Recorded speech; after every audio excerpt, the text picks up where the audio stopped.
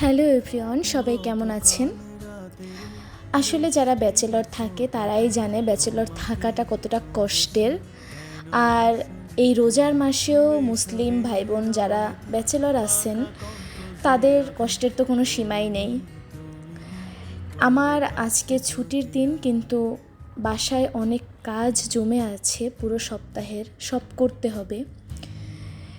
এমন না যে পুরো সপ্তাহ আমি কাজ না করে কাটিয়ে দিয়েছি, কিন্তু আসলে একটা সময় থাকে যখন সব কিছু গোছানো সম্ভব হয় না প্রেশারের জন্য। সব কিছুর ঘুম থেকে উঠে এখন আমি রান্না করব একটু পরে, তার জন্য মাংসটা বের করে পানিতে ভিজিয়ে রাখলাম।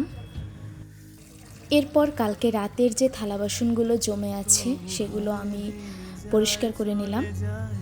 এরপর চলে আসলাম আমার রুমটা ঝাড়ু দিতে। আসলে আমি হচ্ছি লো প্রেশারের রোগী, একসাথে অনেক কাজ করলে অনেক হাঁপিয়ে যাই।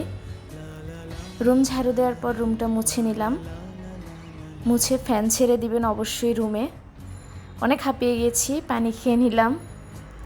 এরপর আলু ভাজি করব। আলু কেটে কুচি কুচি করে আলু ভাজি করে নিলাম ভাত খাওয়ার জন্য।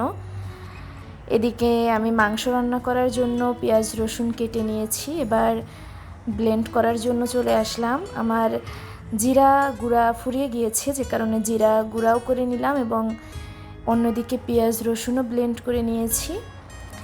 মাংসের জন্য আলু কেটে মাংসটা চুলায় রান্না চড়িয়ে দিয়ে এরপরে আমি এলাম আমার প্রতিদিনের রুটিন মতো আমার গাছে জল দিতে। একদিন আমার গাছে জল না দিলে ওরা এমনি শুকিয়ে যায়, মনে হয় যেন আমি কত বছর ওদেরকে পানি দেই না। গাছে পানি দেওয়া শেষ হওয়ার পরে আমি আবার মাংসটা একটু নেড়েচেড়ে দেখে চলে আসলাম একটু রেস্ট নেওয়ার জন্য। সব কাজ শেষ করে এখন একটু শান্তি লাগছে। গুড বাই, সবাই ভালো থাকবেন।